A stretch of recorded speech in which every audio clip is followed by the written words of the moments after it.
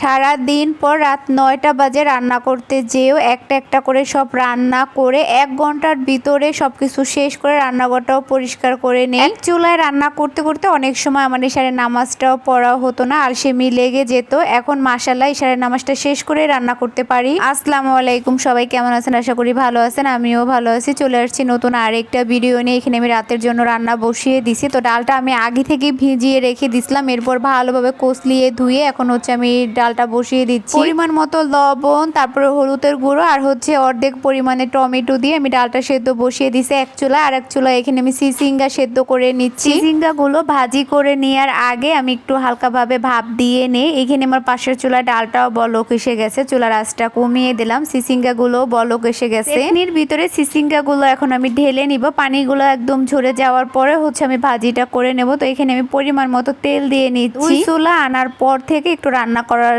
ক্ষেত্রে অনেকটা সুবিধা হয়েছে। সারাদিন তো আর কোনো রান্না বাড়া থাকে না, যেদিন আপনাদের ভাইয়া খেয়ে যায় ওই দিনকে একটু কোনো রকম কোনো কিছু করে দেয়, তা যদি না খেয়ে যায় তাহলে আর কোনো কিছু করতে হয় না। সারাদিন সংসারের কাজকর্মগুলো শেষ করে ফ্রি সময়ে দেখা যায় ভিডিও যদি এডিটিং করার থাকে তাহলে এডিটিং করি, আর যদি না থাকে তাহলে ফেসবুকে এই ভিডিওগুলো দেখেই হচ্ছে সময় কেটে যায়। তারপরে হচ্ছে সন্ধ্যার দিকে আমি মাগরিবের নামাজটা শেষ করে যত কাটাকাটি আছে সবগুলো কেটে ধুয়ে একদম গোছগাছ করে রেখে দেই। ইশারের আজানটা দিলে ইশারের নামাজটা পড়ে আমার রুমটা আমি সুন্দরভাবে গুছিয়ে রেখে তারপরে হচ্ছে রান্না করতে চলে যাই। কিছু গোছগাছ করে রেখে রান্না করতে যেতে যেতে দেখা যায় ৯টা বেজে যায়। তারপরেও মাশাআল্লাহ ২ চুলায় রান্নাটা বসিয়ে দিলে ১০টার ভিতরে আমার রান্না এবং রান্নাঘর পরিষ্কার করা সবকিছু কমপ্লিট হয়ে যায়। খাবারটাও গরম থাকে, যেহেতু আপনাদের ভাইয়া আসতে আসতে রাত 11:30টা বেজে যায়। তো আসার সাথে সাথে তার খাবারটা খায় না, আধা ঘন্টা পরে যেহেতু খাবারটা ও খেতে বসে ওই পর্যন্তই খাবারটা অনেকটা গরম থাকে। তাছাড়া আমার দেখা যায় অল্প সময় মতো সবকিছু হয়ে যাচ্ছে, ঠিক মতো নামাজটাও পড়তে পারতেছি। এক চুলায় রান্না করতে করতে দেখা যায় অনেকটা দেরি হয়ে যেত, ম্যাক্সিমাম সময় আমার ইশারায় নামাজটা পড়া হতো না। এখন মাশাআল্লাহ আমার সবকিছু টাইম মতোই হয়ে যায়। সংসারে যদিও বেশি একটা কাজকর্ম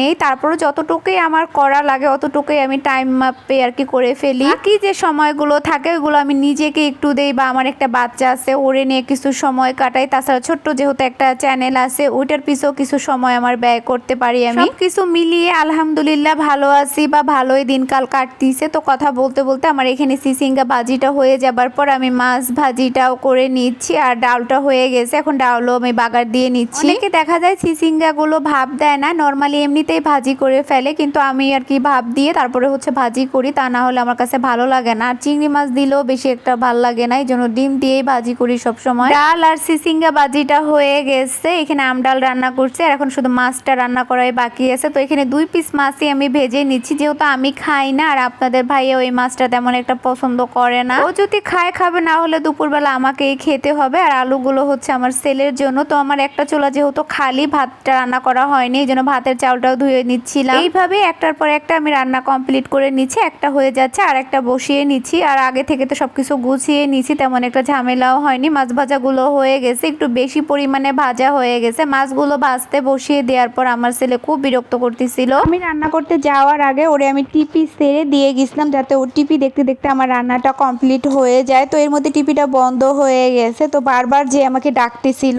মাছের জালটা কমিয়ে রেখে যায়নি, যতটুকু ভাজতে চাইছিলাম ওর থেকে একটু বেশি পরিমাণে ভাজা হয়ে গেছে। মাছগুলো তুলে রেখে আমি এখানে মশলাটাও কষিয়ে নিচ্ছি। তো অন্য একটা কড়ার ভিতরে মশলাটা কষিয়ে মাছের ভিতরে দিয়ে এখন আমি পরিমাণ মতো ঝোলের পানি দিয়ে দিব। ঝোলের পরিমাণটা একটু বেশি দিছি, টমেটোগুলো যেহেতু মোটা মোটা করে কেটে দেওয়া হয়েছে সেদ্ধ হতে একটু সময় লাগবে। তো ভাতটাও বলক এসে গেছে, চুলার আঁচটা কমিয়ে দিয়ে এখন আমি চুলাটাও পরিষ্কার করে নিচ্ছি। রান্না করতে করতেও অনেকবার চুলাটা পরিষ্কার করা হয়েছে, এখন ফাইনালি সাবান দিয়ে পরিষ্কার করে নিচ্ছি। এইভাবে পরিষ্কার করতে যে কতবার আমার হাত পুড়ে গেল বা পুড়ে যায় তার কোনো হিসাব নেই। মাঝে মধ্যে আপনাদের ভাই আমার হাত পোড়া দেখে বলে কি, তুমি কোন দিন জানি রান্না করতে করতে চুলার উপরেই পড়ে যাও। যাই হোক, মেয়ে মানুষ যেহেতু হয়েছি রান্নাঘরে তো যেতেই হবে, যতই হাতটা পুড়ুক না কেন। আর হাত পুড়ে পুড়ুক রান্নাঘরটা পরিষ্কার থাক, এইটাই আমরা সব মেয়েরা চাই। রান্না করার আগেও রান্নাঘর পরিষ্কার করে নেই, রান্না করার সময়ও পরিষ্কার করি, এবং রান্না শেষ হয়ে গেলেও পরিষ্কার করে নেই। মানে আমাদের মেয়ে মানুষের যে কি একটা অভ্যাস, নিজেরা ফিটফাট নাই বা থাকে, কিন্তু আমাদের সবকিছু ফিটফাট থাকতে হবে। হাতের মারটা গেলে নিছি, এখন হচ্ছে সেকা দিয়ে নিচ্ছি। মাছ বোনাটা হয়ে গেছে, রান্নাঘরটাও আমার পরিষ্কার করা শেষ। এখানে দুধটাও গরম করে নিচ্ছি, আর এই যে আমার বাকি সব রান্নাগুলো আরেকবার দেখিয়ে নিলাম।